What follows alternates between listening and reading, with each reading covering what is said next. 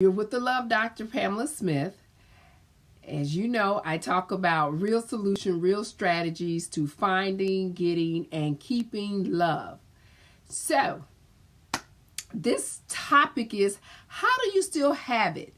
And how do you have it after no sex in a while? So this is going to be a quick talk. And this came from one of my followers who asked a question that they were having an issue with continuing to have sex after a while. What is it that they needed to do? Now, as you know, this is what we call abstaining first. Okay, you're abstaining and have abstained from the act of a sexual activity or haven't had sex for some time. It could be you haven't met anyone for some time. It could be you're just not interested in a sexual relationship with anyone. Your relationships may not be interesting to you. They've died down. Or things have changed. Now, sometimes there's a good and a bad to what happens when there is no sex. Now, we're going to first talk about the bad. When you haven't had sex in a while, what happens to your body and what happens and how do you get back into the groove? So we're going to talk about what happens. Okay, so here's what happens when you're not having regular sex.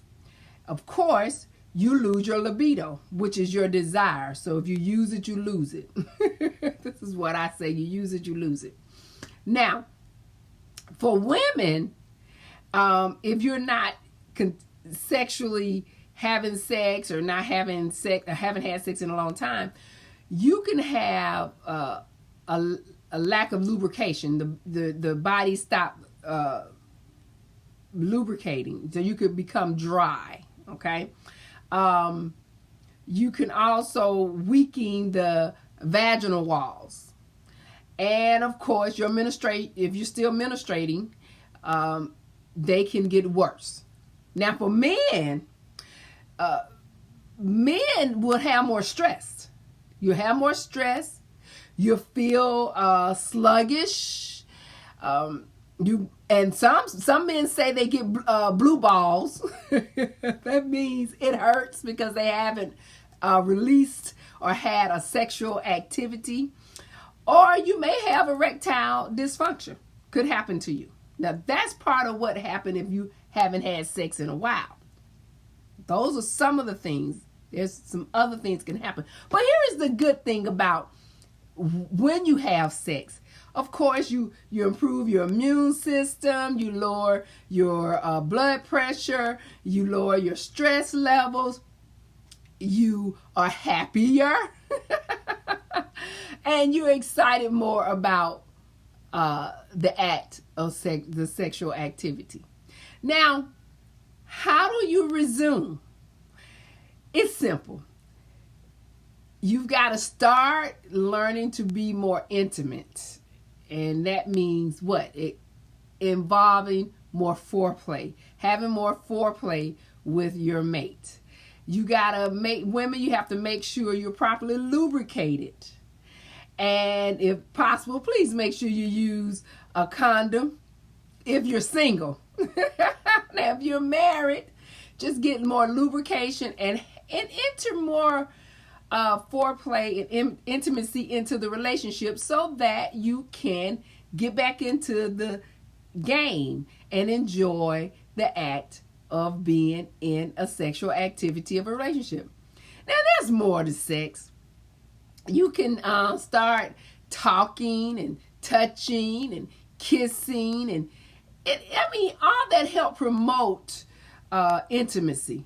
It all promotes intimacy. And it all gives you sexual satisfaction. Okay?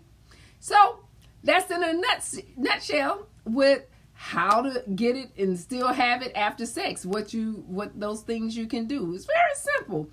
Everything about love and relationships is about being ready and being happy and with the person that you desire. So, Until you meet that person, then don't have sex. And when you meet that person, then those are the things that will get you ready.